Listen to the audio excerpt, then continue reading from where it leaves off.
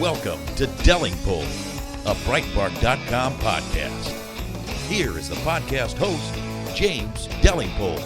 Welcome to the Delingpole podcast, a Breitbart News production. This is me, James Delingpole, and my very special guest this week is back for a second time, Christopher Snowdon, who's head of lifestyle economics at the Institute of Economic Affairs, the IEA, which is kind of like my Waitrose of podcast guests. I know I'm going to get quality produce every time. Every time. And Chris, my only criticism of our last podcast we did together, I know this is going to be much, much better, is that, and it's my fault, we did it after I'd had a pint or a bottle of wine or something. And I'm just a complete lightweight. I can't, I don't do my public speaking events or my podcasts under the influence of alcohol. Even a tiny amount just kind of dulls my edge. And you're probably much better after a pint. I think so, yeah. I've often discussed to people what the optimum amount to drink is when you're doing public speaking or going on the radio or something. And it's definitely not nothing. Right. I think it's about 2 or 3 pints. I think it's about the same as the optimal amount for playing pool, which again is not zero. Good. And also arrows. Yeah, anything like that. Any find pub that sport. My darts, which are really crap, by the way, they definitely improve after a pint, and I think they reach peak at about a pint and a half. After that, it's all downhill. Yes, I would say probably a little bit more for me, but obviously, as you say, you're not a big drinker. But yeah, it's not zero. I don't think the optimal amount to drink is ever zero, although that's not what the Lancet said, of course, recently. Did they? I think I'm on your side there. I literally cannot remember the last period of 24 hours when I went without a drink. I don't believe in all that giving up for Lent nonsense. But I'm not a heavy drinker. I just think it's important to have alcohol in your system at all times. Yes, I think this is right. But this is going out of fashion. Lunchtime drinking is going incredibly out of fashion. Apparently in the world of business, it's really frowned upon. I think working for a think tank is one of the few jobs you can do where it's not considered to be somehow lazy or slothful or immoral to have a few drinks during and after work. Well, there's a certain type of person, isn't there, who actually gets very upset if you don't drink with them at lunchtime. And I imagine that these are the kind of people who are going to be helpful to your cause as well, exchanging ideas and stuff. Yeah, but there's not many of them. There's not many of them left, is it? We're living in very grey times. I remember when I was a youth, in my early days on the Daily Telegraph, when it was still a proper newspaper, when it wasn't the kind of sort of cultural Marxist kind of rag, when Bill Deeds, the great Bill Deeds, was still on the paper. And at lunchtime, he would go out and sink 3 or 4 pints and then come back and write his column. He could do that. Now, I could never write a column after 3 or 4 pints. Do you not think so? I don't know. I think we all write in different ways. I know that you're able to sort of sit down with a piece of paper and it comes straight out without any editing. I think I've heard you say that before. Yes. Whereas other people, Christopher Hitchens, for example, always said that he couldn't. Not only could he not write without having a drink, but it really helped him. I think it does. I think anything. I mean, I don't smoke cannabis or anything, but for some people that also works. It's anything that gets the mind in just that slightly different state, in which it just brings things together. When you write an article or a column or an opinion piece, you basically know more or less what you're going to say. It's just getting in that final form that gives it that punch. And I think having a drink, or maybe taking some other substance, would help. Coffee even. These things do help. I don't think there are many great artists or writers who are teetotalers. No, I think that's probably right. Certainly when I was in my novel writing phase, which I'm sadly out of at the moment, I found the weed very helpful, not for the actual writing part, but for the solving plot problems in the evening part, when you just want to go off, your brain wants to go off, and it goes off on a holiday, but actually on that holiday it thinks up some great ideas. Yep, absolutely. But I could never, again, I don't think I've ever written an article when I was stoned. I just can't see that working. Now, I read on the way here your very brilliant book, Killjoys, which you produced for the IEA. I mean, can you get it in bookshops and stuff? Not really. You can get it on Amazon if you want a hard copy. They do sell it on Amazon. Yeah, but it is a very interesting and readable book, but also very, very erudite. I mean, you've gone into obviously the John Stuart Mill essay on liberty, on the section which explains why it is that, sort of the libertarian philosophy, isn't it, really? The liberal philosophy. Liberal philosophy, You know, we have to call it libertarian now because the socialists have stolen the word liberal, but it's the absolute essence of liberalism. And what is it, basically? Well, the harm principle essentially says that you don't pass a law criminalising things unless that particular activity or behaviour is directly harming somebody else's personal property. Right. Simple as that. Or in colloquial terms, that your right to swing your fist ends at my nose. Yeah. So, could the case not be made, if I were in a bants-debating frame of mind, could the case not be made that, I don't know, cigarettes, for example, because of so-called passive smoking, because of, or even kids losing their, what about this one? Kids losing their mummy or daddy because of cigarettes. Isn't that a justification for banning what is now well known to be a terrible health hazard? No, because you can use that argument to ban almost anything. I know this is Peter Hitchens' argument, is that he would accept that the harm from, the risk from smoking cannabis, which is pretty small, or indeed the risk of taking any other drug or smoking or drinking, they fall primarily, if not entirely, on the individual, his or herself. But he would then say, but what about the family? What about the friends? You know, as if each individual has a duty to behave in a certain way because their friends rely on them being around, as if we're all effectively servants of other people's desires. And once you do that, then you can ban anything you want. You can have total control over people. In the same way as if we start using the argument of the NHS, which of course is the main argument paternalists use in a disingenuous attempt to pretend they are still liberals. People will claim, well, what about the cost of the NHS of doing this or that? And you can usually come up with some figure of how much a certain disease might cost the NHS, as long as you ignore the cost of whatever disease they would have got had they not died of that one. Yes. And how much more the government had to pay in pensions if that person hadn't died of the disease. But yeah, you can come up with some kind of cost. But again, that doesn't really give you any leeway to do anything risky whatsoever.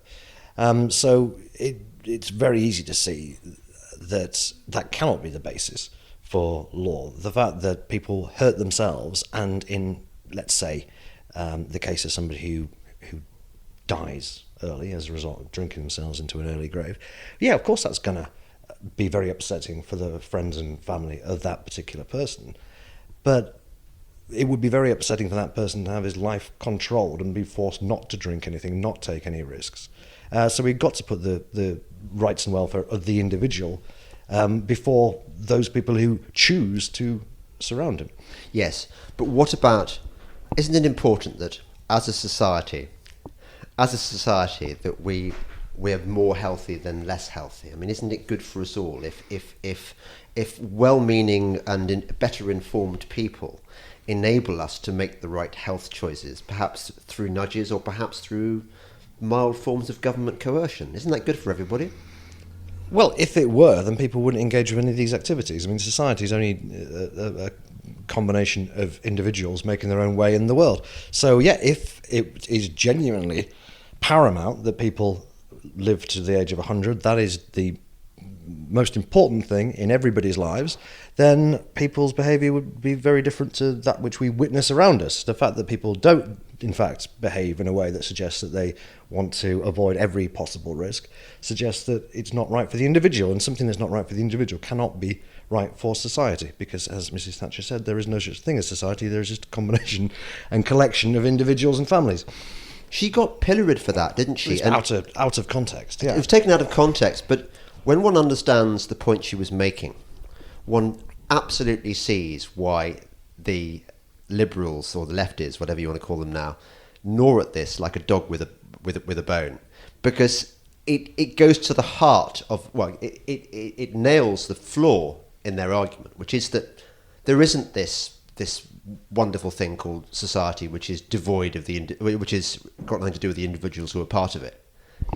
Yeah, it's funny. I mean, it was taken completely out of context. What she was saying, she was responding to somebody saying, well, shouldn't society act? Doesn't society have a duty to act? And she was merely pointing out that there is no such thing as society in that sense, that you have to compel people to act. Really, you're talking about the government must force people to do a certain thing, which is rather different to society choosing to act. It's one of those quotes, there's a few of them that the left always used to kind of sum up the 80s, and it's interesting that all of them are either fictitious or taken completely out of context. So there's no such thing as society thing, supposedly summarises Thatcherism in the 80s. Yep. Loads of money is another one, which was just, that was a line from somebody who was parodying a certain type of person in the 1980s.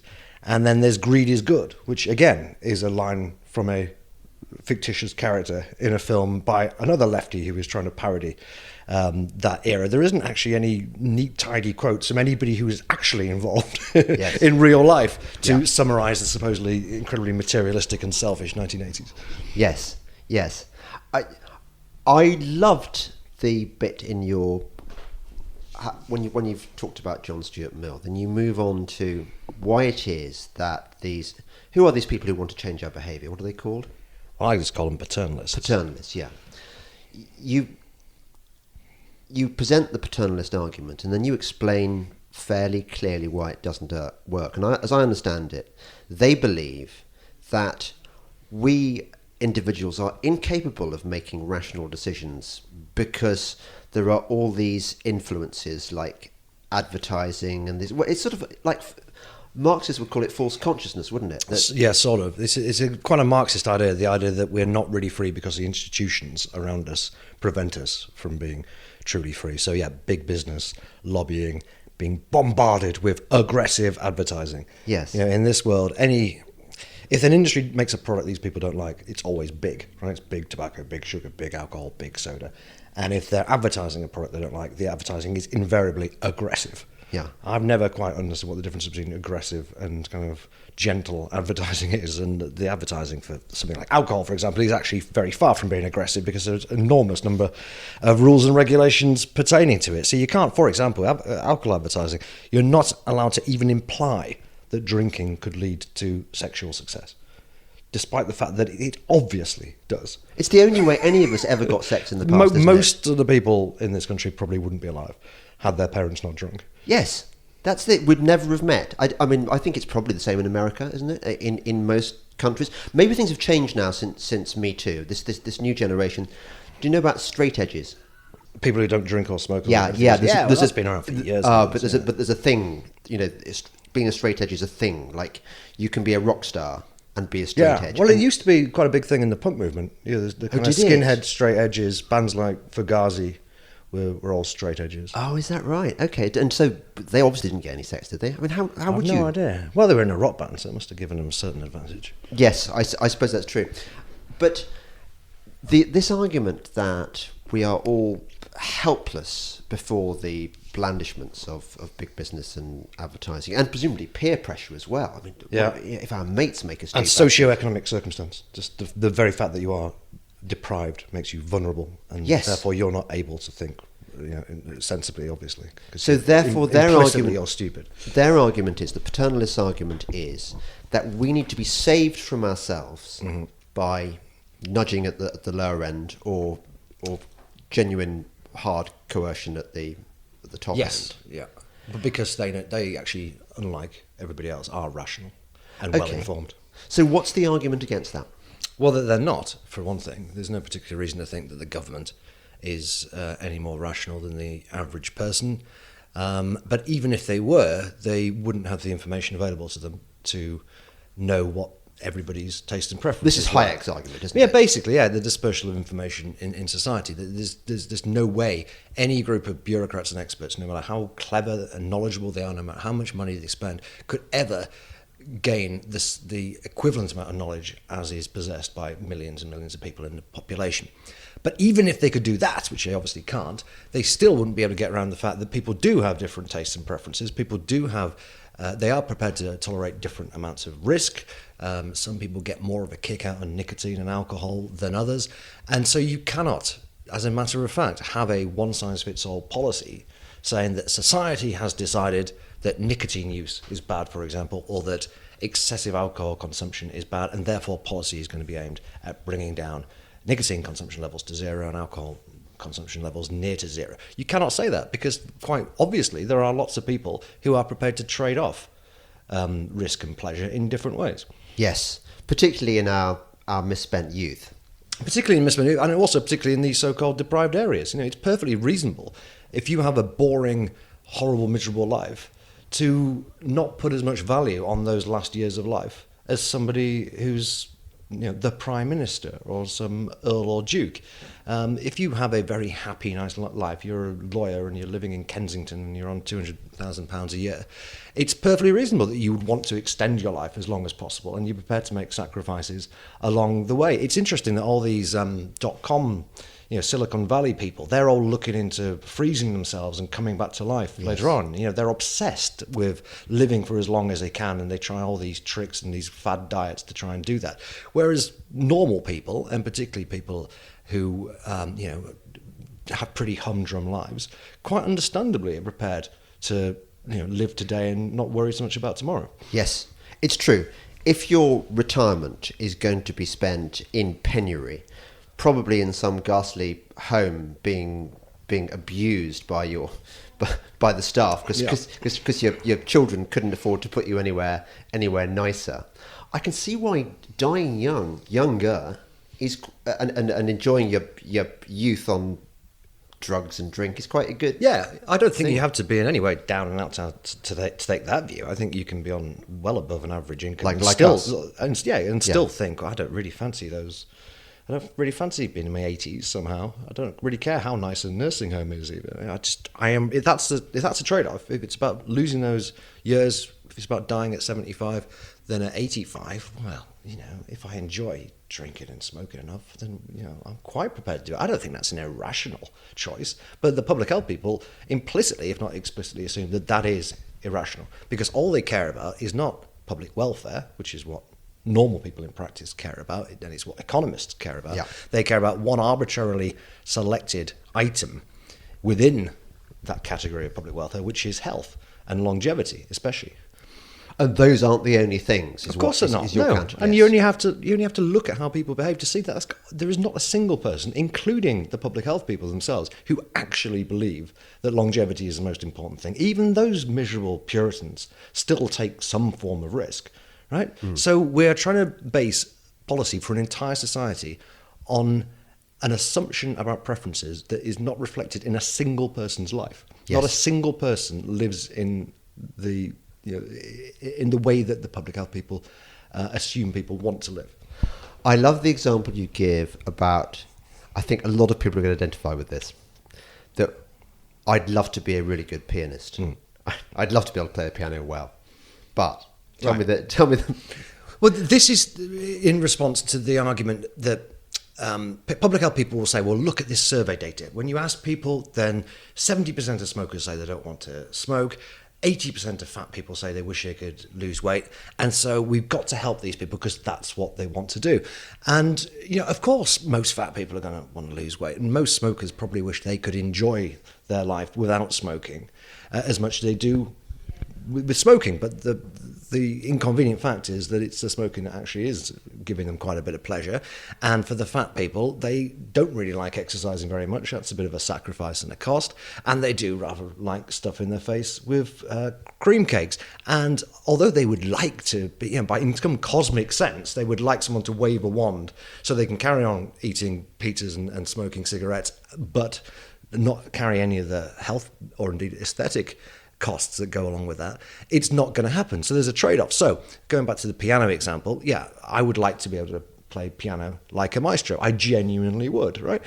But I'm not, in fact, prepared to buy a piano or take piano lessons or do the endless years of practice that it would take for me to be a good pianist. So my aspiration is perfectly sincere and genuine, but like everything in life, it comes at a cost. And I'm actually, in practice, not prepared to pay those costs. And I probably wouldn't benefit if the government decided to take my stated preference about musical instruments as holy writ and start forcing me to take regular piano lessons, or indeed taxing other people so they could pay for my piano lessons.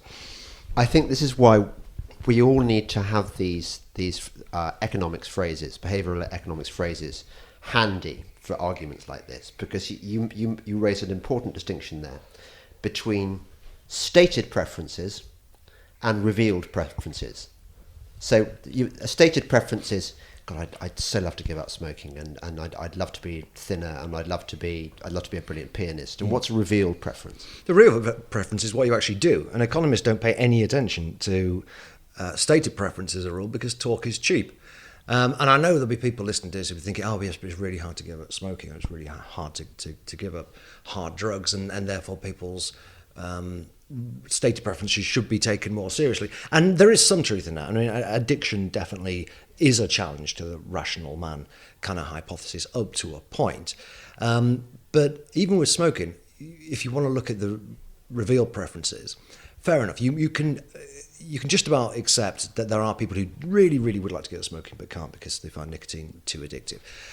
But let's have a look at how often people even attempt to give up smoking, right? If 70% of people really fiercely wanted to give up smoking, you might not expect them all to actually do it, but you'd expect them all to at least have one attempt per year. In actual fact, only about 25% of smokers even try, however half-heartedly, to give up smoking. Even once a year. Even a new year, right? So this is... Someone comes along with a clipboard or rings you up and asks you a load of questions. You know what you're supposed to say, and you say them. But we shouldn't pay much attention to people's vague aspirations. People are always saying they want to get a new job, they want to emigrate. How many people say, oh, I'd love to live in Australia or something like that? Well, well, send them there then. You know, that's a genuine premise. Send them there. Yeah, no, but he said he wanted to go. We're kicking him out. You know, see how that would go down. Yeah. Okay, I see that, and that's completely missing from the way. Well, doesn't that completely explode the paternalistic argument? I think largely speaking, yeah. I mean, I mention a few things in the book where actually there is justification for regulation. There is justification even for taxation. There are costs that people sometimes put on other people, including the health service. And economists fully accept that, but we just use what is known as a Pigouvian tax to make up for that. And the point of a Pigouvian tax isn't to deter people from doing something per se, it's just to internalise the costs. So if people are putting on, if every pint I drink puts a £1 cost onto the rest of society, then it's fair enough that the price of a pint should go up by £1, because that then means you get a socially optimal level of consumption. I would probably reduce my consumption a little bit, as a result of the price going up, but it would mean the costs would be balanced out by what I'm paying. So I'm internalising those costs. That's the standard way the economists try and deal with issues like pollution, where you don't want to get rid of it completely because the benefit of pollution is it comes from producing things which are really useful, right? Yeah. So you try and balance it out by putting a tax on the factory, or you have a carbon tax and that kind of thing. And you're not trying to drive consumption down to zero because it would be undesirable to do so. And that's the point. Reducing consumption down to zero is almost never socially optimal because there's lots of people who enjoy doing it. Yeah. It's only optimal in the world of a fanatic who believes that these things should be stamped out completely because they personally don't like them, and they personally think that other people would have a happier or a better life or a healthier life if they didn't exist. But that is pure paternalism, and it has no place in a free society. So we'll move on in the next section to the bans debaters. Who are they and what motivates them? You're listening to the Delingpole podcast with me, James Delingpole, a Breitbart News production, with my very special guest, Chris Snowdon, who's the lifestyle economics editor at the Institute of Economic Affairs. Sonny's Corner with Sonny Johnson. Everything in hip-hop is not bad. Kanye agreed with us, so let's love him today until he raps tomorrow and you turn your back. Because if you jump off when the fun of the moment is over, then you are in fact making Kanye the token he is accused of being. So please, don't do that. Don't go there. Sonny's Corner with Sonny Johnson. Saturday from 1 to 3 p.m. East on Sirius XM Patriot 125. This is Delingpole, a Breitbart.com podcast. Here once again is James Delingpole. Welcome back to the Delingpole podcast with me, James Delingpole, a Breitbart News production, with my very special guest, Chris Snowdon. Chris, it's very seductive, isn't it? It's not just health Nazis who buy into this, look, we need the government's help in making us behave better. For example, I remember at the time when the smoking ban was introduced, one of the people who welcomed it was Jeremy Clarkson. Jeremy Clarkson, the guy who smokes like a chimney, looks terrible in his fat middle-aged man's genes, is a kind of is a sort of libertarian hero in many respects, or so we think. And yet here he was saying, yeah, I can't be trusted to make my own decisions. I would much rather the government made it harder for me to smoke. Yeah, he's announced he's going to go smoking at least 2 or 3 times. I think he actually finally has, but whether he'll go back to it, I don't know.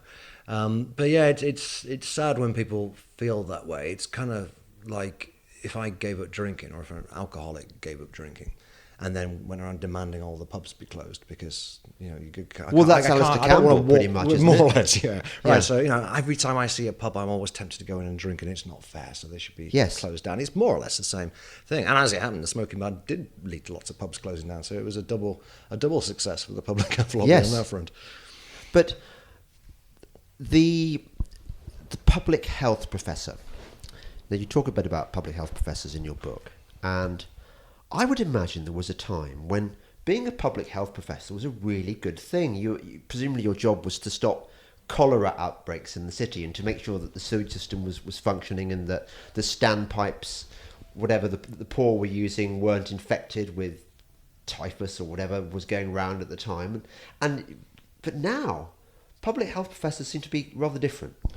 Well, they wouldn't have been public health professors for a start. They would have just been public health workers or just general doctors or scientists. A public health professor, getting a degree in public health is a fairly new thing. And it just acts as a conversion course, in effect, for lots of social scientists, psychologists especially. There seems to be just thousands and thousands of useless psychologists coming out of universities every year looking for something to do.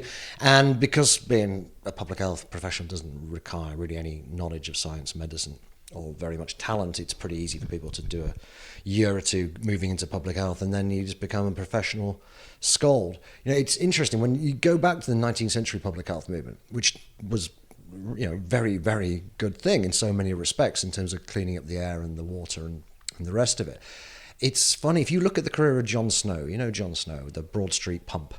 So John Snow is a legend of epidemiology. He more or less invented epidemiology after a fashion, because there was an outbreak of cholera in Broad Street in London, and what he did was he got a map of all the water pumps in the area, and he looked at where all the cases were, people falling ill with cholera, and he spotted that they're all clustered around this one particular pump. So he went down there and he took the handle off it. And at that time, it was not understood that cholera passed through the water. This was a time when miasma theory was very popular, and that said that everything passed through the air. Now, this has obviously been since debunked, and John Snow's discovery helped lead the way to people working out germ theory. And so he is now considered a legend of public health, and every year all the public health people go down to the John Snow pub around in Soho or somewhere. What is never mentioned is that the public health people, or the medical profession, hated John Snow. Absolutely hated him at the time. Wrote a really snotty obituary, for which the Lancet only apologised for about 5 years ago. Because they, believing in miasma theory, they wanted to close down all the factories which were pumping out the pollution, right? Because they thought it was the factories and the stinky air. They wanted to clean up the environment, which, to be fair, in many respects was a good idea. It did stink. But they accused John Snow of being a hired gun for the factory owners, which in fact he was, because he was there trying to explain that cholera was passed through the water supply. We need to clean up the water supply. The medical profession were convinced that it was all about they needed to bring in this act. There's some Clean Air Act in London, which was they proposed. So even back then, their thing was to ban everything, right, and particularly ban big business. And sure enough, some of these businesses had indeed paid John Snow to be a witness and to make the case that actually it is a waterborne disease and it's nothing to do with miasma theory. But as a result, the Lancet just accused him of being a big industry, being in the pay of big industry, yeah, and rejoiced when he died. So nothing has actually changed over the course of the last kind of 170 years. It's exactly like the Enstrom and Cabot survey on passive smoking, yeah, where they started out being sponsored by the American Cancer Society. Yeah, and then they realised which way the study was going to go, and I think they got money from one of the tobacco companies, and so they were accused and have been since. And Enstrom has been sacked actually from whatever university he's at in California for also trying to talk sense about air pollution from vehicles, who's standing in the way of the EPA. It sounds like there's a sort of puritanical instinct which possesses a certain section of the scientific or the social scientific community. They want to ban stuff regardless of the evidence. They just want to close stuff down, and what they're on a mission for excuses to close it down. And if somebody comes up with actual scientific evidence which contradicts their desire to close stuff down, then they shoot the messenger. Yeah, they don't want a technological or even a scientific solution to these things. They want a simple boneheaded behavioural change, anti-industry, prohibitionist stance on these issues. That is now very, very obvious with the government's war on food, with the rising neo-temperance campaign against alcohol. It's all based on copying what's been done with tobacco and smokers, so banning advertising, putting the price up. It's what they call the 3 A's: affordability, advertising, and what's the other one? Affordability, advertising, and availability. Right. And they want to stop all those things. Now, obviously, in extremis, if people don't know about a product, they can't afford it, and they can't access it anywhere, consumption is going to fall, all right? But that's really just degrees of prohibition, really. And it doesn't even work that well. I mean, even the anti-smoking campaign, of course, very high taxes and probably the smoking ban have contributed to the fall in smoking in this country. But America, for example, doesn't have very much of this. They haven't got an advertising ban. They've got really low taxes in most countries. They've got tiny little warnings on the side of the pack that you wouldn't even notice. And they've got a lower rate of smoking than Is that we have. right? Oh, they have, yeah. And if you look at the graph of smoking rates over the years, it was very, very high in the 1940s. And the big fall was between about 1950 and 1980, when there wasn't actually that much of an anti-smoking movement. It was purely people reading about it being bad for you and deciding they were going to quit, usually cold turkey.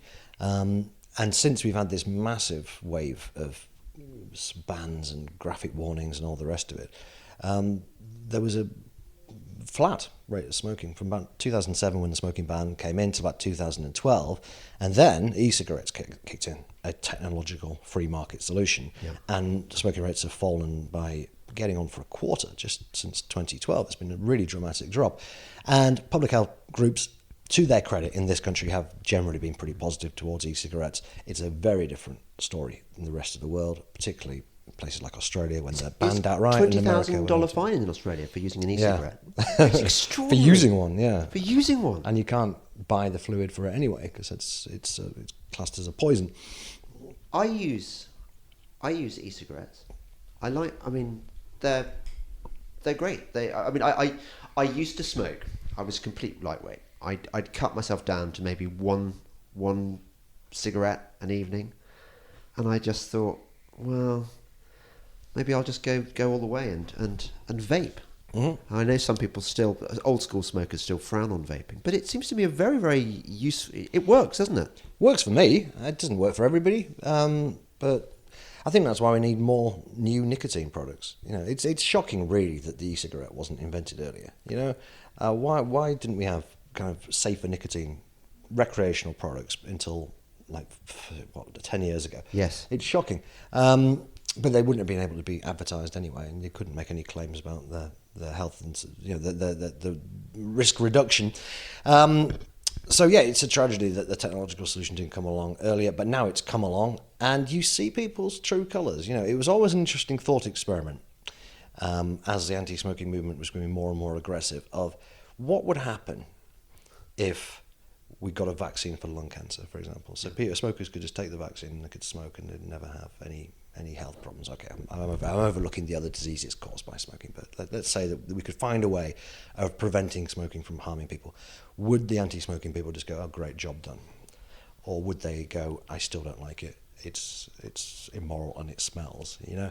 And I think a lot of them would have been gutted, actually, if they'd found a vaccine for smoking-related diseases. And the e-cigarette thing has kind of shown that, because now we've got something which is more or less safe, insofar as no one has found any plausible way by which it's going to harm the user. And there's still a huge moral indignation steaming out of a lot of the public health people, not so much, as I say, in this country, but certainly in the rest of the world. World Health Organization is not keen. The Americans hate it. The Californians really hate it. The anti-smoking groups in California despise it. Because it's a moral thing, really. It's not about health. The public health establishment, since it kind of rose to prominence after the 1970s, has provided useful cover for a lot of old school headbangers, and Puritans, and moral scolds. It's very telling, I think, that we don't really have any temperance groups anymore, for example, but we have a lot of people working in public health who've got a problem with alcohol and are campaigning for exactly the same kind of policies as a temperance lobby would do. So it's given a lot of cover to people, and not only has it given them cover, it's given them funding as well. So now, if you're just some curtain-twitching nosy Parker who wants to interfere with people's lives, you're not considered to be some kind of freak anymore who should be ignored and or laughed at. B, you can go to a university and quite easily get the credentials to be a public health professional and be respected and play at being a scientist. And C, you can then get funding from any number of quangos and NGOs to pay for a fairly cushy lifestyle in which you can turn your hobby into your job. And you can actually have a real effect. You can really indulge yourself persecuting businesses. Yep. I mean, one of the ones that really gets my goat is the war on salt. I was sent this book a couple of years ago by this doctor who's I think he's 100. I think he's still around. He's an amazing guy. Lives in Bristol. I met him the other day, and there's a chapter on the bans on salt, and he said, look, it's been known to the medical profession for years that salt, if you have too much of it, you simply excrete it.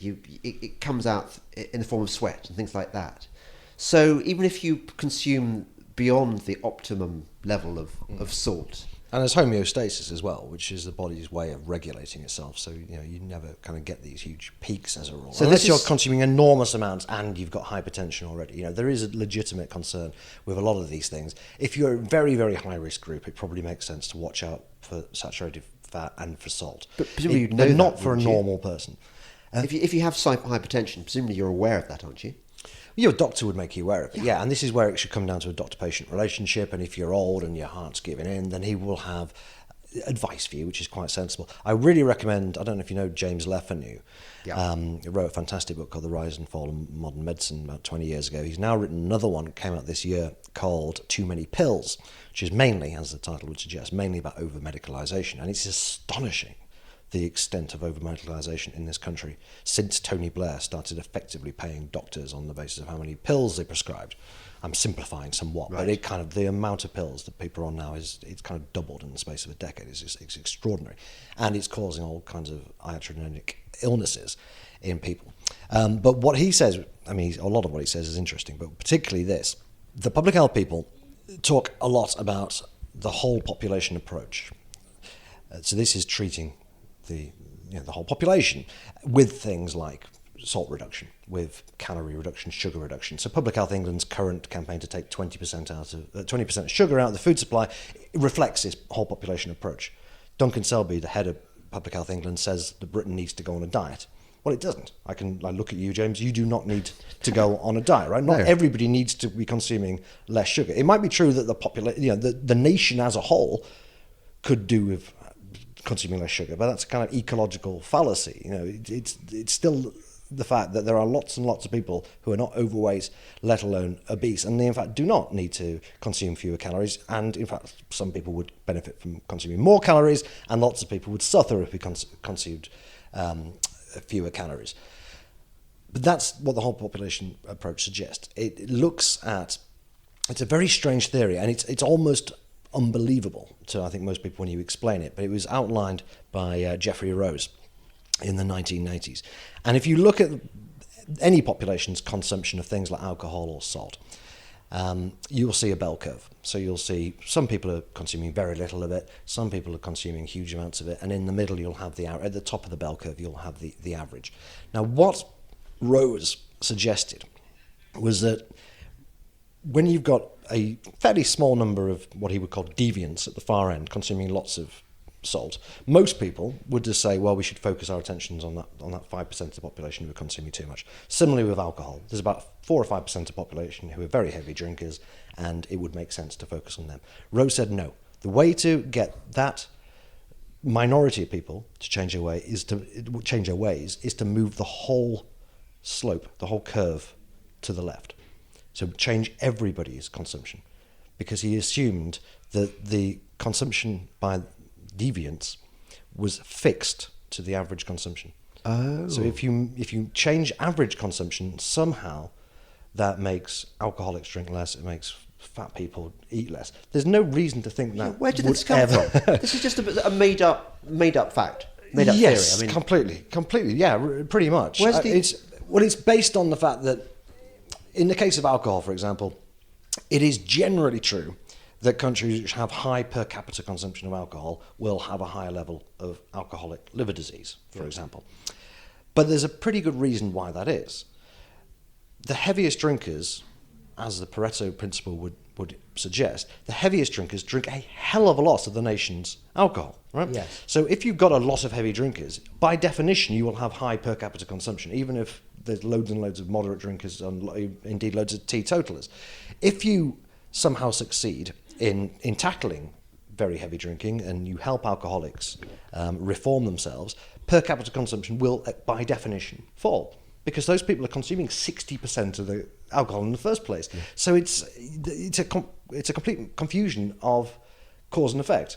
There is a relationship, but not for the reasons that he assumed, and therefore his solution, which is basically pestering people who are at no risk from hypertension in the case of salt or liver disease in the case of alcohol, pestering them into being even more moderate in their consumption is never going to have an effect on the really heavy deviant consumers. And yet that really is, that book by Geoffrey Rose is the nearest thing Public Health Lobby has to a Bible. It's considered to be absolute doctrine. I'd never heard of Geoffrey Rose before, but isn't it interesting that there are so many pseudo or semi-scientific fields which have been hijacked by these revered single experts who have completely taken over the subject and dominated the thinking in that area. For example, Ansel Keys and his theory on fat, that fat is bad for you, which certainly affected my mother's generation. My mother will not have full fat milk in her fridge. She eats low fat everything, and it, of course we know now that this is all wrong. In the same way, you've got lots of other fields which are Chomsky, the way he dominated linguistics for a long time, and no one disputed what he thought. Was he wrong about linguistics as well? Yeah. I just assumed he was wrong about politics. No, he was right about linguistics. No, he's wrong. Wrong about everything. Yeah, he's wrong about everything. Read Tom Wolfe's last book on that subject. Very interesting. That there was a guy who went to study this tribe in the Amazon. I think this is the subject for a whole other podcast, but it was interesting to find. By the way, I forgot to make the one joke I should have made about Jon Snow. So you know nothing, Jon Snow. He did know something about Jon Snow. People would have been listening to that section thinking, why hasn't James made the cheap, stupid, the stupid joke? He lowers the tone. I'm glad you've rectified that before it was too late. Exactly. So the public health profession has been hijacked by these know-nothings who've come up with these vaguely plausible theories, and everyone's bought into them because it supports their thesis anyway that the government should do more to ban stuff, and it's all big business's fault, and yada yada. Can I tell you why childhood obesity is bullshit? Oh yeah, please. Let's take a few minutes. We've got time in this section. Yeah. So this is extraordinary. It really is genuinely extraordinary. But it's an epidemic. Very few. Right. Okay. I've heard it's an epidemic. It must be. The official figures, which are used and cited in almost every report about childhood obesity, invariably by Public Health England, for example, are that 20% of 11-year-olds are obese, and a third of 11-year-olds in general are overweight. And in older ages, the figures are even higher. Now, anybody who spends any time with children, or been on holiday where there are children, has children, and pick them up from the school gates, must know that this is bullshit. They must do. They must, with their own eyes, they can see that there is nowhere near 1 in 3 11-year-olds, kids leaving primary school, nowhere near 1 in 3 I think a lot of people think, well, maybe I'm just in a nice wealthy area and this is a good school, but up north somewhere, in these inner cities, deprived areas and so on, maybe that they make up the difference. There is not a school in the country where the rate of obesity amongst 11-year-olds is anywhere close to 20%. Absolutely. If anyone disagrees with me about this, then tell me what the school is. We'll go there together and we'll have a look in the playground. It's the real figure. Nobody knows what the real figure is. I suspect it's not much more than about 2% nationwide. So where does this figure come from? Yeah. Well, the important point is adult obesity is measured through BMI, body mass index. It's got its critics. People always say, the England rugby team are all obese and Brad Pitt's obese. Yeah, fine. It's pretty good. It's about 80% of the time it correctly identifies obese people. So it's not a bad measure. And it is a consistent measure. It's height squared divided by weight, or weight squared divided by height. I always forget which one. And if you're over 30 with your BMI, then you're obese. You cannot use that measure with kids because they're always growing. It's they're constantly changing. Their BMIs are almost never above 25 or 30 at all. So you have to use a different and somewhat more subjective measure. One thing you could do is you could get doctors to examine hundreds of kids and subjectively say this one is obese in my opinion, and they could work out what that child's BMI is, and that could be the kind of measure going forward. They've never done that. They have never measured a single or examined a single child when in defining childhood obesity. What they did instead is they got data from the 1980s and they assumed that 2% of children in the 1980s were obese. Why did they assume that? Because 1% of 18-year-olds were obese. Once you get to 18, you can start using the BMI measure normally. Okay, so they've got 1% of 18-year-olds are obese. Now, we know obesity rises as people get older in a pretty clear linear direction, starts declining in the 70s, but up until that point, it goes up. So if 1% of 18-year-olds are obese, we can be almost certain that the figure for child obesity is less than 1%. Yeah, but it was assumed to be 2%. Right. Not sure why. Maybe erring on the side of caution, but straight away you're inflating the figures by at least twice. You would think. So, having made this assumption, they did measure kids at this point. Didn't examine them for obesity, but they measured them, and they looked at the distribution of weight. So, for example, a 10-year-old in the 98th percentile. So that's the thinnest of the fattest 2% of kids. Yeah, you with me? Let's say the BMI for an 11-year-old, the 98th percentile is 22.5.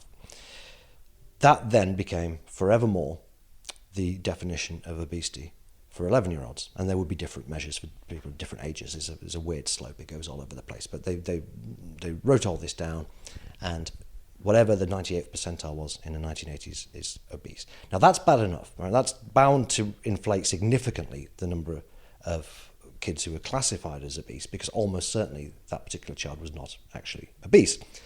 But it gets a lot worse. When we measure at the national level, when we do our national estimates of childhood obesity, we slip down to the 95th percentile. So we're basically assuming that 5% of kids in the 1980s were obese. And as I say, we know that it was actually a fraction of 1%. So we don't know how much we're inflating it by, at least fivefold, I would suggest. Yeah. There has never been any justification for dropping it to 95th percentile. There's never been any suggestion that kids in the 1980s who were at the 95th percentile were overweight, let alone obese. We just have assumed for, I don't know what reason. I've really tried to find out what reason there is. I think it's because the Americans started doing it in the 1980s. And to be fair, it's quite plausible that 5% of Americans' kids were fat in the 1980s. But the giveaway with this is, as I say, obesity rises with age. If you look at the adult obesity rates on a graph, you can see that it starts off about 10% for the youngest adults, and it goes up to 20, 25, even 30% in middle age.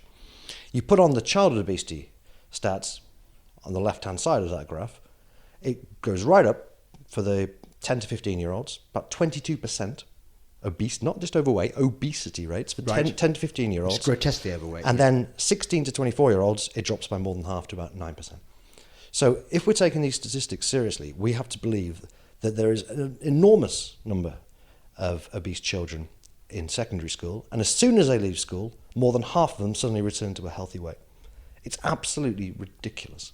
If 9% of 16 to 24-year-olds are obese, it is almost certain that the rate for children is going to be significantly less than that. I think we're looking realistically at no more than 1 in 20 children being overweight or obese, not 1 in 3. And yet this has become holy writ among public health professionals. But it's emperor's new clothes, because anybody can see that it's not true. If anybody thinks about it for a second, looks around them, you can see that there might be more obese kids in the past. I accept that.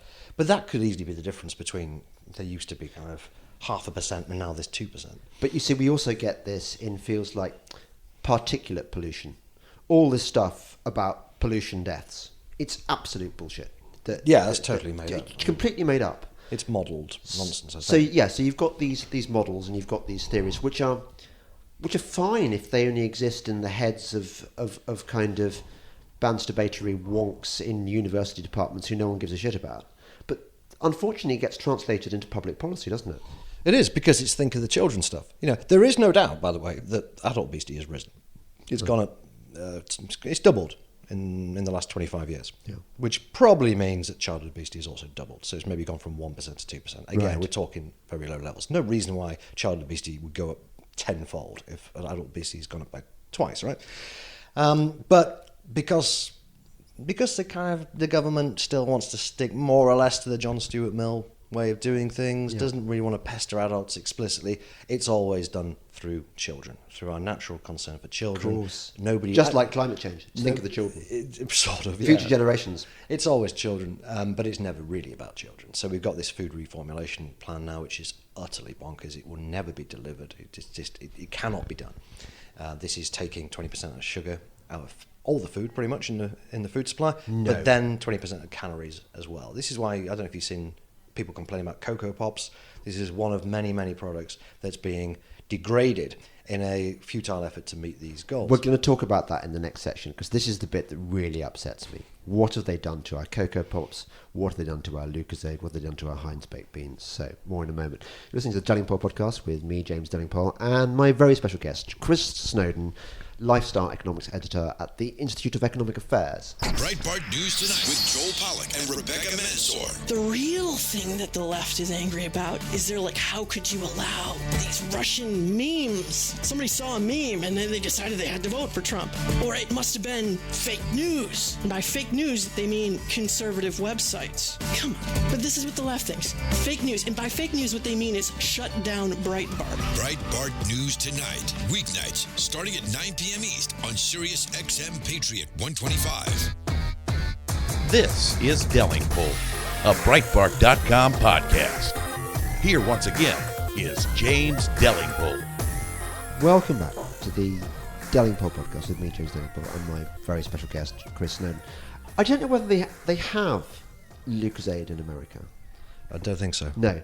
But so to my special American friend who's listening to this, I just want you to imagine a fizzy drink so wonderful, that so steeped in nostalgic memories of my childhood anyway, that in the old days it was what they used to give you when you were ill. And so when you were ill, Mummy would give you this. She'd bring out the Lucozade bottle, and it was wrapped in this crunchy, crinkly, very bright orange cellophane wrapping, and the drink itself was this electric orange, and it was a glucose drink, and it made you feel better. But you associated it with comfort. It was the healing power of this fizzy drink, and I sometimes think that of all the drinks I've ever had, be it Pouligny Montrachet or Romanée Conti. Actually, I don't think I've ever drunk Domaine Romanée Conti, but I'd like to. All the nice beers, my favourite gins. I still think that if I were in front of a firing squad, that my last drink would have been Lucozade. But then they changed the formula. They changed the formula for what? Why did they change the formula of Lucozade? How did it start? Well, it's all, of course, due to this anti-sugar hysteria. It doesn't sound like you've read the interview with the guy who runs Lucozade, Ribena Suntory. I did. Oh, you did? I did. Talking about the glares across the school gates. I hated him so much. I thought, what a complete wanker. Are they called Suntory? Yeah. This Japanese It's a Japanese company, yeah. And it's actually called Lucozade, Ribena Suntory. They've merged all the names together because they make Lucozade Ribena and various That's another other drink things. of childhood, by the way. Ribena. They've done the same thing to Ribena. They've done the same thing to Iron Brew, although that is a different company. So for American listeners, I should explain, we have a sugar tax of, 8p a can, more or less. Introduced by Introduced Jamie by, Oliver. The real Prime Minister of Britain, Jamie Oliver. May peace be upon him. And this was introduced by George Osborne in practice because he was delivering yet another set of underwhelming economic statistics at the budget, and he needs to distract people from it. So he announced the sugar tax. Quite a few people applauded him for it because they believe that there is a childhood obesity epidemic. Because they read about it in the mail. Yeah, and they thought this is going to sort things out. So people now in this country have to pay a bit more for a can of Coke. And for their tonic, for their gin. And tonic, apple ties, all sorts of stuff. So, it's not the end of the world, but it's not a good policy. Unfortunately, however, the guy who runs Suntory in the UK is, for want of a better word, a cuck. And it's a sugar cuck. And he decided to reformulate both Lucozade and Ribena. And when I say reformulate, I mean take most of the sugar out and replace it with artificial sweeteners, which lots of people don't like. I've tried both of these drinks. Sounds like you have too, James. They are rank, I think it's fair to say. Yeah, rank. And the company has claimed this is due to consumer demand, but you only have to look at what's happened to sales of Lucozade, which I think they lost about £70 million last year. Shouldn't there have been a shareholders' revolt over that? I think there will be. I saw the statement, end-of-year statement by the Japanese director of Suntory, and he seemed, reading between the lines, nonplussed with the fact that the UK was letting the rest of the world's operation down. Every other country in the world had been doing pretty well for Suntory, except for the UK.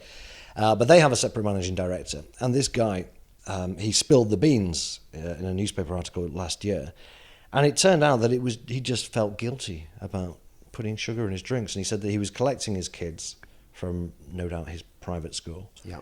And he said, Jamie Oliver was kicking us, and I was getting glares across the schoolyard from the other parents, and I decided we must do something about it. Was he really, though? Do they even give a toss what he did for a living? I mean, what?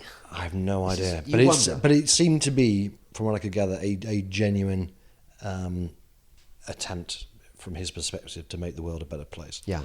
And sales collapsed, and they're desperately giving the stuff away. They were around Victoria Station last month every day for a week trying to give the horrible stuff away. Nobody's interested. It's never going to... I don't think they're ever going to get their sales back to where they started. So I'm hoping the Japanese CEO gives this fella the heave-ho, and they do an embarrassing U-turn. Well, isn't the proper thing if you work for a Japanese company to commit seppuku? Yes, that's what he ideally should do. Yeah. Isn't it remarkable? Because, we get this idea, don't we, particularly from public health people, that people who run these large companies are a bunch of ruthless capitalists who only care about making a dime. But it turns out, actually, they're just kind of horrible, wetty social justice. Well, you see, the thing is, Chris, and this is why I think that this, even though some people might think, well, lifestyle economics, it's a bit of a backwater, and why should we really care if the government's making a few rules here and there to try and make a few children less fat? Isn't that all good for us? Actually, no. This goes to the heart of everything that makes life worth living. In a way, I would argue that this meddling in things like sugar has more impact on the quality of people's lives than, say, decisions made by the Chancellor on tax. Maybe that's a bit of it. Well, it's more sinister, isn't it? I Sinister. think it's the fact that they do want to meddle in such small details of our lives that makes it more objectionable in a way. You're kind of used to have politicians having big ideas, big schemes, and some of them work, some of them don't. But the fact that you've got people out there who think it's wrong that a company might advertise a pizza during the X Factor, and the family might ring up Domino's and order a pizza and then eat it before 9 o'clock in the evening. Yeah. It's that kind of desire to control every little part of people's life, their most private, intimate decisions, like eating, what food you eat. It couldn't get more private than that. And the government wants to control, even then it wants to control how much salt we have, how much sugar we have, how much alcohol we have. These are not big issues, and therefore people will go, oh, it's petty, and oh, you don't like Lucozade, oh, so what? It's only Yes. Lucozade. Yes. It's only Ribena. It's only Yes. Cocoa Pops. Well, how many things has it only got to be before it turns into a big thing? This isn't a little thing. This is the government trying to, by some magic, reduce calories and sugar and, as I say, salt and fat by 20%. It's so mental. I can't believe... I seem to be the only person writing about this particular issue of food reformulation. There doesn't seem to be any kickback from the food industry. There doesn't seem to be much interest paid by many journalists. The whole thing is known as health by stealth, so I guess by definition the idea is they do it quietly. But it cannot be done. I mean, I know for a fact it can't be done. The food industry has no chance of meeting these targets.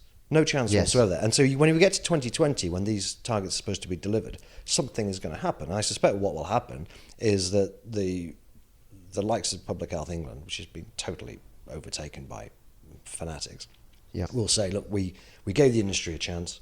We tried the voluntary approach. We now must use the stick. What the stick will be, I don't know. The idea that you could have actually mandatory reduction targets is for the birds. It's such a bonkers idea. You would have thought that people would be interested in it just because of that. It's the kind of thing you could imagine. Imagine if there was a perceived obesity epidemic in ancient Rome while Nero or Caligula were in charge. It's the kind of thing they would do, isn't it? Say, we've got too many people obese. Force the food companies to take out a fifth of the calories. That'll do it. Yes. And there'd be a load of people around going, well, sir, that can't be done.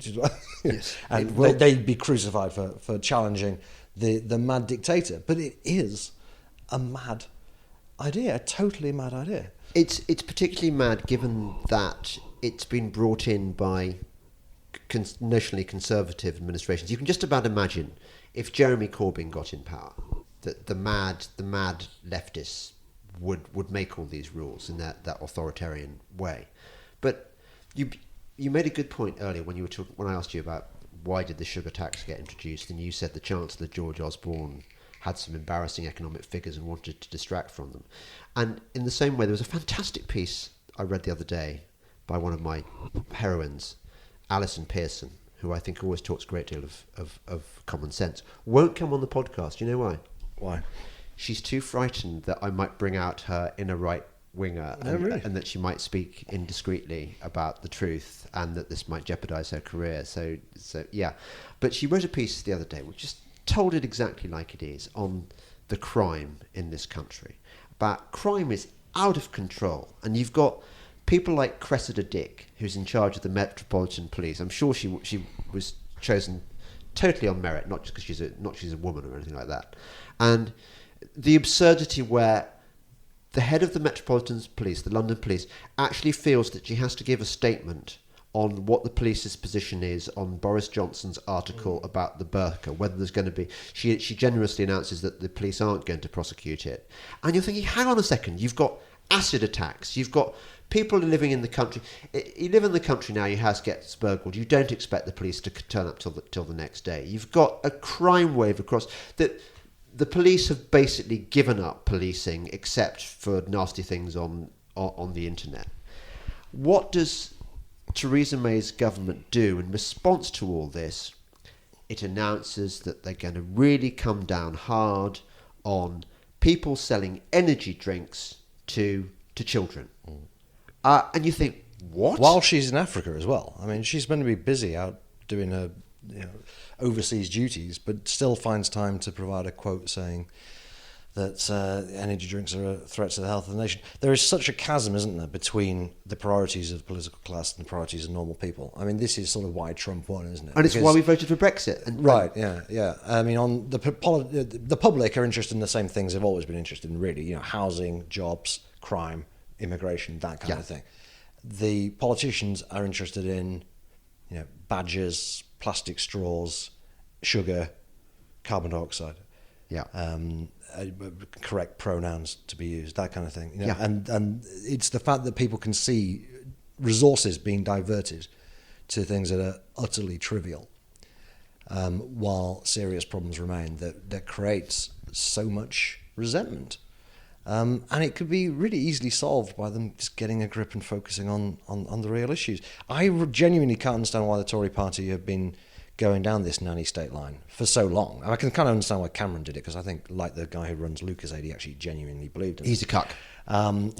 But I don't see where the votes are coming from for this. I've heard from a lot of people who are pretty solid Tory voters, some of whom are even members, who've talked about not voting for the Tories or leaving the Tory party just because of this issue. They're just sick of this endless assault on our food, our soft drinks, whatever else it may be. They don't think, quite rightly, this is what the Conservative Party is for. No. People in public health are never going to vote for the Tory party, no matter what they do on these issues. So what purpose does it solve? The Tories, if they lose the next election, they're not going to lose it because Tory voters are voting Labour. They're going to lose it because Tory voters are staying home.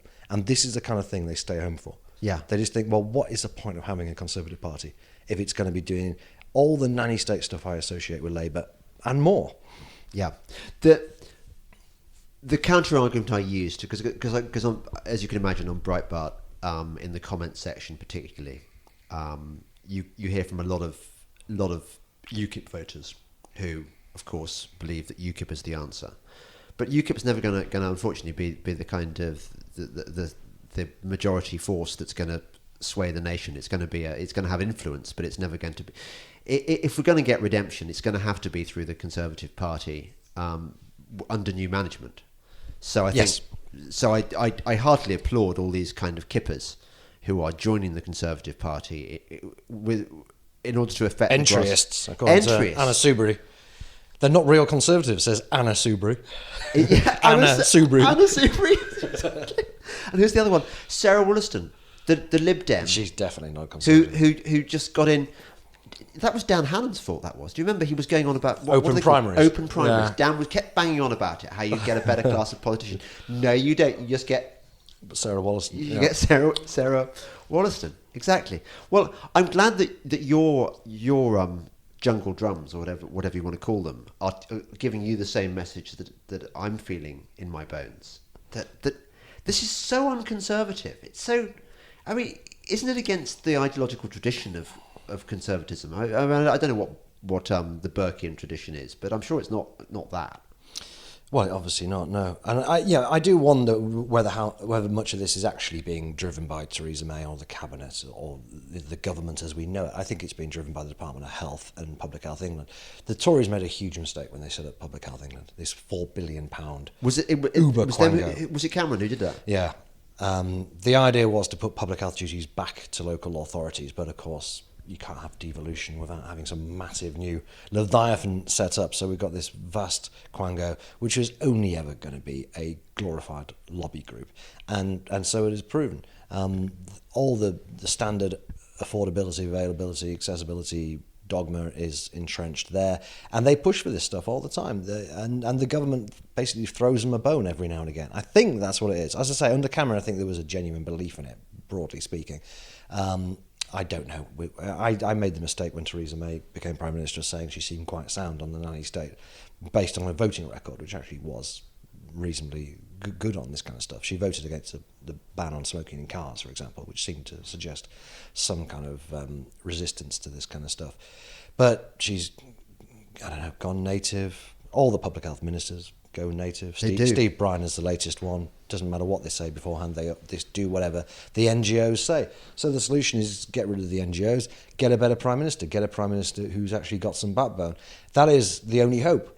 And I'm quite optimistic about it because most of the names that have been thrown around as being the next Prime Minister seem to be pretty sound on this kind of stuff, whether it's Boris or Rees-Mogg or someone like Dominic Raab, Liz Truss, Priti Patel, James Cleverly. All of these people are relatively sound. Yeah. And some of them are very sound. Yeah. And it seems to me that unless one of the old guard gets in, someone like Amber Rudd or something like that, it will be one of that group of people. And touch wood, I think they will be a lot better on this.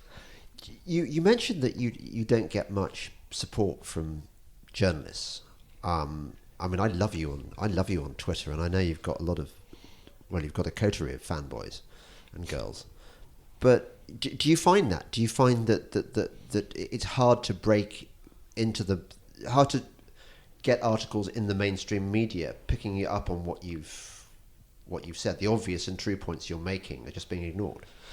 It's really the point I was making was the food reformulation scheme specifically wasn't grabbing anyone's attention. Normally, when there's big nanny state moves afoot, you will see someone like, for example, Dominic Lawson in the Sunday Times will write a sensible article, But Dominic is very sensible. He's sensible, but he hasn't touched this, and nor has, say, Rod Liddell or any of the people who are basically one of our people who normally moans about the nanny state would have moaned about minimum pricing, for example, or plain packaging. And in those instances, you can generally tell that there's been a bit of activity, usually driven by the industry, it has to be said. There's emails are being sent around saying, you should be looking at this kind of issue, and there's briefings, and it becomes part of a conversation because there's some kind of resistance to it. Things don't happen entirely organically. In this instance, it doesn't seem like anyone's talking about it.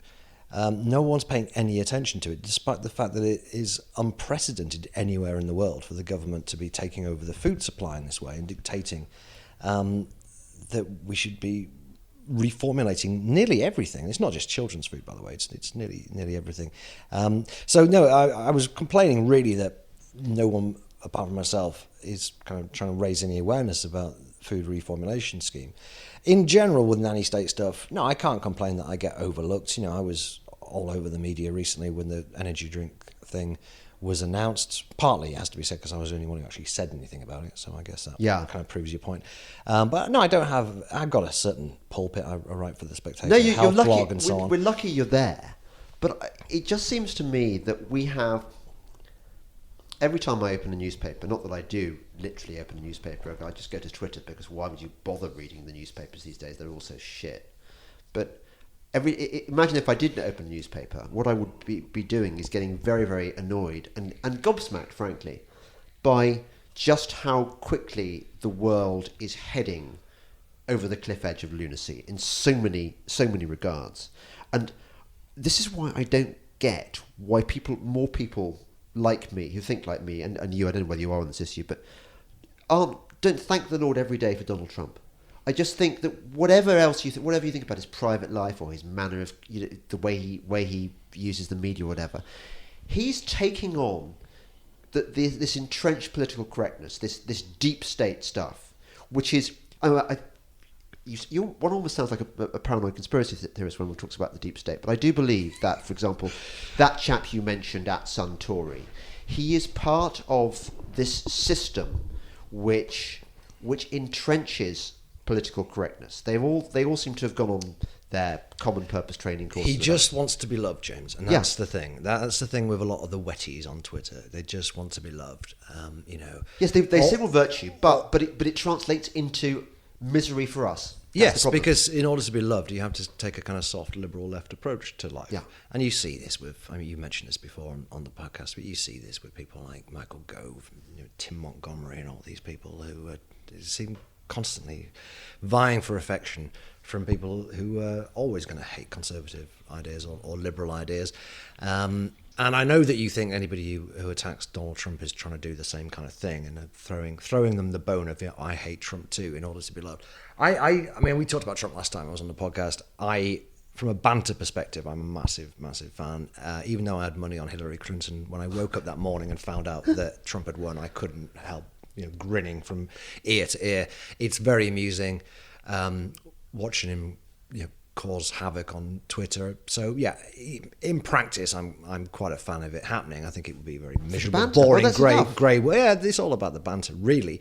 But I can't wholeheartedly support him because really, I don't think he's a fit and proper person to be leader of the free world. But more to the point, I don't support his economic nationalism. And I don't know how, as a classical liberal, you overlook this love of tariffs he has. I'll tell you why. I'll tell you exactly. Because what you're saying is something that I read a lot of kind of people from our side of the argument saying before he got elected, that he's an economic nationalist, tariffs, yada, yada, yada. It's a mistake to... And I don't want to get into too much detail because this argument can go on forever. But I think it's a mistake to confuse Trump's negotiating stances with outcomes. He adopts these hardball positions, which, yes, like I'm going to make America great again. I'm going to impose tariffs on on China or whatever. But what he's doing actually is showing a tough position to get, and he gets his way in the end. And B, what he's doing is rectifying certain injustices. I mean, the fact is that China had been taking the piss for decades. It had been using an artificially low yuan to boost its exports. Now, that's effectively a form of trade war. So either you just accept that you're being shat on by the enemy, or you fight back. Well, it's just the dumping of cheap steel, as people call it. People want to dump cheap things on us. He's playing hardball. We should be thanking him. But he has actually brought in these tariffs. It's not just a negotiating position. He has brought quite a few tariffs in, including on steel, which will probably have short-term benefits in terms of it will appear to create growth, job creation anyway. But if there's one thing that's as close to an economic fact as you can get, it's that tariffs have a negative effect in the long term and indeed medium term, and it will damage the US economy. And we should welcome anybody who wants to dump anything cheap on us. We should welcome with open arms. If the Chinese taxpayer wants to subsidize our steel, then we should be thankful. I've broken the rule of my podcast, which is I don't like straying into territory of too much disagreement, because I think I like the fact that we both like the fact that Trump is a master of banter. And it seems to me that I know it matters to you a lot, but I'm not too bothered by his economic policies, because for the simple reason that I think the culture wars are actually the most important thing that's happening in the world right now. And if somebody's helping us win the culture wars, then I can give him economic nationalism. On net, I've got to admit, it's a good thing. I mean, the fact that it's made so many people so upset, all the right people, are really upset about it. As with Brexit, I think it's fantastic. Except I wholeheartedly actually do agree with Brexit, whereas I only half agree with Trump. Yeah. But that's close enough for us to come to some. Are we going to get, before we go, are we going to get proper Brexit? I don't know. I've given up making predictions, particularly since the Clinton bet. I don't know what's going to happen. I think whatever happens, we kind of win. In the long run, because if we don't get Brexit, then politics will be cast into chaos for years and years to come, and I don't think that's a bad thing. I think it will change the old order. There will be, I think, more or less whatever happens, unless a real Brexiter comes in and delivers a proper Brexit, there's bound to be a stabbed in the back theory, and be rightly so, because we will have been stabbed in the back if we don't get what we voted for. So I think we're in for years of the same kind of chaos we've had actually for the last 2 or 3 years, which means the banter era continues, and that's really all I'm interested in. I just fear that one day the banter era might come to an end. I don't know what I'm going to do myself. Also, it's been a very long time since we had a proper civil war. And I think it might be quite interesting to see what it's like. I mean, look, Wars of the Roses, that was 15th century, then we had 1640s. That is the danger, that the banter could spill over into open war. There is a bit of a 1913 vibe at the moment. 1913, lots of people thought, wouldn't it be nice to just clear the air with the Good War? It'd be over by Christmas and everything would be sorted out. And the way the politics has gone so mad, as entertaining as it is in so many ways, the rise of these nutters on the left with Corbyn and the anti-Semitism thing and the bile and hatred and Squealer carrying on with his little denouncements of people every other day. It's pretty ugly. And we should enjoy the banter without it going quite so far. I'm totally with you. And as a fellow banterer, I deplore the lack of lightness of touch that the left now deploys. If you can deploy a lack of lightness of touch, I think that's probably Squealer's a prime example of that. Yeah. Owen Jones, I mean, by the way, listener, he is a guy who most people, whatever their political beliefs, used to say, oh, he's a nice guy, he's just kind of misguided, but actually he's a nice, polite little lad, and he's all right.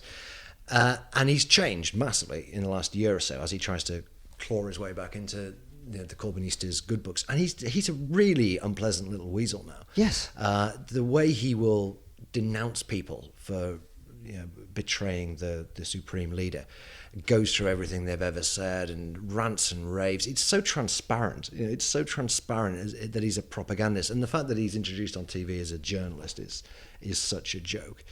And there's lots of people like him, and it's getting a bit nasty. Yeah. I wanted to say something about your podcast before we finished on. Oh, yeah. Because I am a very regular listener. It's the only podcast I always listen to. I even listen to the climate change ones, even though I'm not that interested in them. And one thing you often say on your podcast is that your life, as a journalist, as journalism's collapsed and so on, you see all your old mates from Oxford making a fortune in the city and all this kind of stuff, and it's not fair. I would like to say that there are lots of people who do work in the city and listen to your podcast and read your stuff and envy your life. And I think you should be a little bit more optimistic, because your life involves going around talking to lots of interesting people, watching TV for a living, and writing about anything that interests you. Whereas these people, they might have a lot of money, but they've got to get up at 5 o'clock in the morning. It's pretty boring. They've got to take a lot of orders. And in fact, I think they envy you. So you might not have as much money as them, but you're doing all right. You've got your nice little house in the countryside, haven't you? Well, I haven't actually, but that's another story. No, we rent, but we live in a house. But I'm not going to go. But you're absolutely right. Yeah, absolutely. It'll come good. You can keep working until you die as well. No, enjoy. You don't need to retire at the age of 65 and live off your pension. You can keep on writing. It's the beauty of it. I totally take your point, and thank you for the kindness. Yeah, this is actually my favourite thing I do, and it's also the most successful thing I do.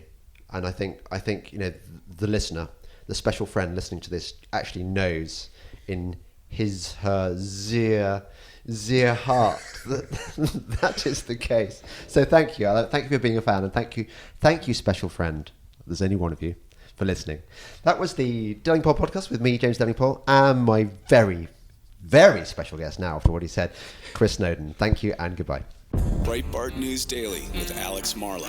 Why did we see some of the Republican kissing of Mark Zuckerberg that was taking place? I called it kissing the ring, because I felt like every single person practically had to kiss the ring of this guy, who wants to do nothing except get all those people out of office. So, bizarre behavior from the Republicans.